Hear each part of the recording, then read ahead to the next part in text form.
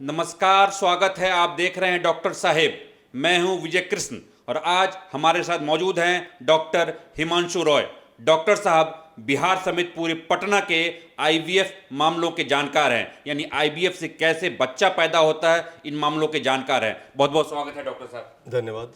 Doctor साहब से आज बहुत ही इंपॉर्टेंट इनके लैब में हम लोग मौजूद हैं और आज हमारे दर्शक देख लें, ये लाइव हम लोग आपको दिखाएंगे जो कैसे आईवीएफ से बच्चा पैदा हो, इसकी क्या तकनीक है, लेटेस्ट क्या टेक्नोलॉजी आया है, इन सब चीज़ों को आपको जानना बहुत ज़रूरी है। अगर हमारे साथ आप जुड़े रहेंगे, हमारे दर्शक जो पटना समेत पूरे बिहार से हैं, दूर दराज से दर्शक हैं, उन्हें नहीं पता है क्या टेक्नोलॉजी, नई टेक्नोलॉजी आ गई है, कैसे बच्चा पैदा होता है, लोगों को जानकारी नहीं है, जो टेस्ट ट्यूब होता क्या है, आईवीएफ होता क्या है। तो आज हम इनसे लाइव जानने की कोशिश करेंगे कि कैसे ये क्या क्या प्रोसेस है, क्या टेक्नोलॉजी है ये। डॉक्टर साहब बताएं हमारे दर्शकों को, जो ये लाइव आप बताने जा रहे हैं, क्या तकनीक है पूरा? जी, इस तकनीक का नाम है time lapse video imaging, TLV भी इसको बोलते हैं। और इसको एम्ब्रियोस्कोप, इस मशीन का नाम एम्ब्रियोस्कोप प्लस है। स्कोप जानते हैं, टेलीस्कोप होता है, माइक्रोस्कोप होता है, दूर की चीज को देखने को टेलीस्कोप बोलते हैं। ये एम्ब्रियोस्कोप है, मतलब हम लोग भ्रूण को देखते हैं कैसे, वो टेक्नोलॉजी इसमें आईवीएफ में प्रयुक्त होती है, जो कि बहुत ही एडवांस टेक्निक है। हम लोग पूरे इंडिया में इस टेक्नोलॉजी को लाने वाले दूसरे हैं। बिहार मैंने दूसरा नंबर पे था पूरे इंडिया में इस टेक्नोलॉजी को लाने में। और इस टेक्नोलॉजी में फ़ायदा ये है कि जब हम लोग नॉर्मली टेस्ट ट्यूब बेबी की प्रोसेस करते हैं तो उसमें एग्स और स्पर्म्स को निकाल के जब बॉडी से जब आपस में फर्टिलाइज करते हैं, फर्टिलाइज करके 5 दिन तक उसको रखना पड़ता है बॉडी के बाहर। तो उसके लिए बहुत ही स्टेबल इन्वायरमेंट चाहिए। आप सोचिए, जो बच्चा नवजात शिशु पैदा होता है, किसी तरह का उसको दिक्कत होता है तो हम लोग उसको आईसीयू में रखते हैं, कैसे कैसे उसको जिंदा रखा जाता है बच्चे को। तो ये तो एम्ब्रियोस्कोप बिल्कुल आंख से भी नहीं दिखने वाला एक छोटा बच्चा है, जिसको कि माइक्रोस्कोप के द्वारा हम देख सकते हैं। तो इसको कैसे पाला जाए, इसको कैसे ऑक्सीजन मिले, इसको कैसे न्यूट्रिशन मिले, उसको भोजन जो मिले, तो ये बहुत ही एडवांस टेक्नोलॉजी है। और साथ साथ में ये भी हम लोग को देखना है कि उसका एटमॉस्फेयर डिस्टर्ब नहीं हो, बिकॉज नॉर्मली जो आईवीएफ अभी तक किया जाता था उसमें ये एग और स्पर्म को हम लोग एक फ्रिज नुमा इंस्ट्रूमेंट था, इंक्यूबेटर जिसको बोलते हैं, उसमें रख देते थे और फिर सीधे 24 घंटे के बाद में उसको निकाल के देखते थे कि फर्टिलाइजेशन हुआ कि नहीं। अब इस दरवाजा को खोलने पे अंदर रखे हुए बाकी भी जो कल्चर डिशेज हैं, जो कि और भी पेशेंट्स के हैं, तो अंदर जैसे फ्रिज खोलते हैं तो अंदर का तापमान फिर गर्म हो जाता है, फिर बंद करने के बाद कुछ देर के बाद वो फिर ठंडा होता है। तो इसमें एम्ब्रियोज जो होते हैं वे बहुत फ्रेजाइल होते हैं, बहुत नाजुक होते हैं और बार बार टेम्परेचर अगर गिरेगा, CO2 इंक्यूबेटर में जो CO2 की मात्रा फिर गिरेगी, उसको रिकवर करने में जो टाइम लगता है, उसके चलते एम्ब्रियो के हेल्थ पे असर पड़ता है और उसका जो विकास होना चाहिए वो बाधित हो जाता है। और फिर तीसरे दिन या 5वें दिन जब हम लोग वापस एम्ब्रियो ट्रांसफर करते हैं, पेशेंट के अंदर में वापस डालते हैं आईवीएफ के टेक्निक में, तब फिर हम लोग उस समय एक बार एम्ब्रियो को देखते हैं कि अभी एम्ब्रियो कैसा दिख रहा है और सेलेक्ट करते हैं। तो हम लोग बहुत ही रिस्ट्रिक्टेड हो जाते हैं, बहुत हाथ पैर हम लोग के बंधे हुए, एक तरह से कहिए कि हम लोग 2 ही बार एम्ब्रियो को देख के हम लोग को सिलेक्ट करना रहता है कि 10-15 एम्ब्रियो में कौन एम्ब्रियो सबसे अच्छा है। इस दौरान क्या हुआ इसकी कोई जानकारी हम लोग को नहीं होती है, इसलिए कि बार बार हम लोग एम्ब्रियो निकाल के देख नहीं सकते हैं। तो एम्ब्रियोस्कोप मशीन एक ऐसी मशीन है जिसमें कि कैमरा इस इंक्यूबेटर के अंदर ही लगा हुआ रहता है और हर 5 मिनट पे बिना भ्रूण को बाहर निकाले हुए भ्रूण की तस्वीर वो लेते जाता है। और 3 दिन या 5 दिन जब भी हम लोग उसको वापस एम्ब्रियो को ट्रांसफर करने वाले हैं, उस दिन हम लोग बैठ के उसके समग्र विकास को हम लोग देख सकते हैं कि फर्स्ट डे निकालने से लेकर डालने तक जितने एम्ब्रियोस थे उसमें सबसे अच्छा बिहेवियर कैसा रहा। जैसे कि आप जानते हैं कि परीक्षा में भी जो सीबीएसई का आया है कि वो कंटिन्यूअस एग्जामिनेशन लेते रहने का दौर, कोई हो सकता है कि लास्ट डे पढ़ के कुछ कोई बाजी मार ले लेकिन थ्रू आउट उसका परफॉर्मेंस बहुत अच्छा नहीं रहा हो। तो इस तरह आगे जाके कैसा परफॉर्म करेगा कहना मुश्किल है, लेकिन जो थ्रू आउट परफॉर्मेंस अच्छा करते रहता है उसके बारे में हम लोग को ज़्यादा अच्छी तरह से पता रहता है कि ये परफॉर्म करेगा।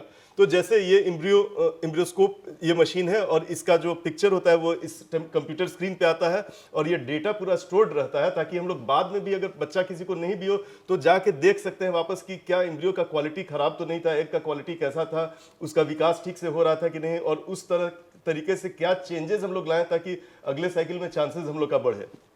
तो एम्ब्रियोस्कोप में डालने के बाद जो हम लोग ये डालते हैं, जैसे एग आप देख रहे हैं और इसके अंदर 2 प्रोन्यूक्लियस है, मेल और फीमेल प्रोन्यूक्लियस, और उसके बाहर का जो लेयर है इसे जोना पेल्यूसिडा बोलते हैं, ZP, जो कि उसको रक्षक कवच होता है। तो इसको हम लोग जैसे जैसे टाइम के साथ देखिए वो बढ़ाते जाते हैं कि उस समय कैसा दिख रहा था, इसमें कोई रेस्ट्रिक्शन नहीं रहता। हम लोग जब आए बिना एम्ब्रियो को डिस्टर्ब किए हुए उसको देख सकते हैं कि अच्छा उसका डिवीजन हुआ कितने देरी पे, 21 घंटे पे जैसे हुआ। इसको क्लीवेज कहते हैं कि क्लीवेज सही समय पे हो रहा है कि नहीं, जल्दी क्लीव हो अगर सेल डिवाइड हो जाए या लेट से डिवाइड हो, दोनों हालत में चांसेस रहता है कि वो एम्ब्रियो खराब क्वालिटी का होगा और उसके डालने पे प्रेगनेंसी या तो नहीं होगी या एबनॉर्मल प्रेगनेंसी होने की चांसेस बढ़ जाती है। तो ये भी कि ये फर्स्ट डिवीजन कब हुआ, उसके बाद एम्ब्रियो का क्वालिटी कैसा था, न्यूक्लियस कितने हैं, फिर वो रेस्ट लिया कि नहीं, फिर उसके बाद फ्रेगमेंटेशंस हुए कि नहीं, और फिर इसके बाद वो डिवाइड करके फिर 4 सेल स्टेज में चला जाता है। ये लगभग 33 से 48 घंटे के अंदर में दूसरे दिन, तीसरे दिन तक आते आते वो और भी सेल्स में डिवाइड हो जाता है, जिसको 8 सेल 16 सेल स्टेज कहते हैं। आप देखिए ये सेल डिवाइड कैसे कर रहा है उसी जोना के अंदर में, और फिर धीरे धीरे ये सब सेल्स आपस में मिल जाते हैं चौथे दिन। इसको हम लोग कहते हैं मॉड्यूला। तो ये मॉड्यूला बन जाता है। इसमें देखिए आप सेल बाउंड्रीज खत्म हो जाएगी। तो ये होता है लगभग 63 घंटे के बाद में। 70 घंटे भी हो गए, बीत गए, 76 घंटे हो गए, 4th डे में हम लोग प्रवेश अब कर चुके हैं। और अब देखिए कि सेल बाउंड्रीज धीरे धीरे खत्म होते जाती है, और उसके बाद इसके अंदर एक कैविटी आती है जिसको कि हम लोग ब्लास्टोसिस्ट कहते हैं। इसी को ये कैविटी जो होता है और ये एम्ब्रियो पूरा जो होता है इसको ब्लास्टोसिस्ट बोलते हैं। और ये भी ये लिविंग एम्ब्रियो है, ये एक बच्चा है, और आप देख सकते हैं इसमें कितना मूवमेंट हो रहा है तो ये सब चीज हम लोग कभी भी नॉर्मल इंक्यूबेटर्स में नहीं देख सकते हैं। और इसमें बिना हम लोग एम्ब्रियो को डिस्टर्ब किए हुए आराम से वापस पीछे जा सकते हैं, टाइम में वापस आगे जा सकते हैं कि कोई तरह का दिक्कत तो नहीं है। इसलिए कि जब एम्ब्रियो को हम लोग बाहर निकाल के देखते हैं माइक्रोस्कोप में, तो बहुत तुरंत हम लोग को उसको अंदर फिर वापस डालना रहता है, इसलिए कि बाहर एटमॉस्फेरिक एयर में उसका जो टेम्परेचर होता है वो गिरने लगता है, CO2 की मात्रा गिरने लगती है, जिससे उसको पोषण मिलता है। तो इसमें हम लोग को ऐसा कोई डर नहीं, हम लोग आराम से घंटों तक देख सकते हैं एम्ब्रियो को विदाउट डिस्टर्बिंग द एम्ब्रियो। तो एम्ब्रियो पे उस पर कोई असर नहीं पड़ता है। आप देख रहे हैं इसमें कितना अच्छा ये कैविटी बन गया है, इसको ब्लास्टोसील कहते हैं, ब्लास्टोसील, और पूरे एम्ब्रियो को ब्लास्टोसिस्ट कहते हैं। और इसमें पूरा मूवमेंट होते रहता है इस तरह का। तो ऐसे, और यहाँ से फिर हैचिंग भी शुरू हो गया। तो इस स्टेज पे जो डे 5 का एम्ब्रियो ऐसा बनता अगर है तो उसको हम लोग ब्लास्टोसिस्ट कहते हैं। अगर ऐसा नहीं बना, किसी स्टेज में अरेस्ट हो गया, तो वो उसी स्टेज का कहलाता है कि डे 2 अरेस्ट है, डे 3 अरेस्ट है, या डिवीजन बिल्कुल हुआ नहीं।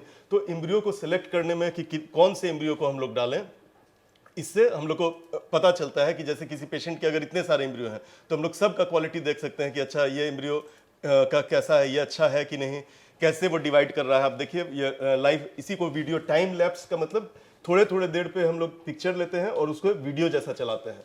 तो इससे हम लोग को पता चल जाता है कि कौन सा एम्ब्रियो बेस्ट क्वालिटी का है, और इससे प्रेगनेंसी ठहरने में लगभग 15-20% चांसेस नॉर्मल इंक्यूबेटर की तुलना में बढ़ जाता है। बहुत इंफॉर्मेशन हम लोग को मिलता है, एम्ब्रियोलॉजिस्ट पे लोड नहीं पड़ता है। तो ये मशीन में अंदर ही खुद फिल्टर सिस्टम ऐसा लगा हुआ है कि हम लोग के देश में जहाँ बहुत ज़्यादा पॉल्यूशन है या शहर में, तो उससे भी इसको बचाने में काफ़ी एडवांस्ड फिल्टर्स इसमें लगे हुए हैं, वो सब चीज़ से प्रोटेक्शन होता है। हाँ डॉक्टर साहब, अभी बता रहे लाइव हम लोग देख रहे थे कैसे कैसे एम्ब्रियो फ्रीज की प्रक्रिया, कैसे कैसे डिवीज़न की प्रक्रिया है। उन्होंने पूरी अच्छे ढंग से समझाया है। जो इन सब चीज़ों मतलब ये लेटेस्ट टेक्नोलॉजी के तहत जो बच्चा पैदा करने की क्षमता जो हो गई है वो 25% तक बढ़ गया है। तो आप बिल्कुल भी चिंता ना करें, अब भारत में भी लेटेस्ट टेक्नोलॉजी आ गया। भारत छोड़ दीजिए, बिहार समेत पटना में भी लेटेस्ट टेक्नोलॉजी आ गया है। और जैसा सर ने कहा, जो इन्होंने देश में दूसरे नंबर पे थे ये टेक्नोलॉजी लाने वाले, तो सर यहाँ ले आए हैं। और इन सब आप लाइव देख रहे थे, अब आप पूरी तरह समझ गए होंगे। सर ने पूरे अच्छे ढंग से डिस्क्राइब किया है, तो आप समझ गए होंगे। तो अगर आपका बच्चा नहीं हो रहा है तो इन तकनीक के तहत भी आप अपना बच्चा पैदा कर सकते हैं।